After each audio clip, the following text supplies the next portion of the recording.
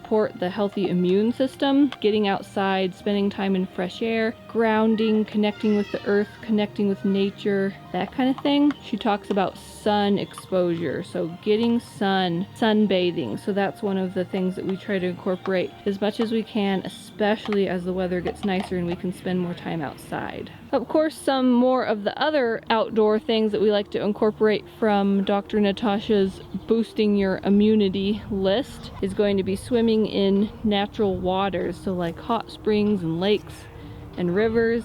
So we'll be doing that as the weather gets nicer and nicer, but we try to just keep her list in mind from the back of the GAPS book, and those are some of the things that we've been really enjoying and focusing on as we've been able to spend more and more time outdoors. So I'd love to hear what you guys are focusing on right now as far as Dr. Natasha's list from the back of the GAPS book, where she talks about the 10 top influences for good immunity. Leave me a comment down below and let me know what you're focusing on and what activities from that list you're enjoying. If you like this video, give it a thumbs up, share it with anybody else you think would like it, and if you're new, please hit that subscribe button. I get out new videos every week on nourishing recipes and natural living.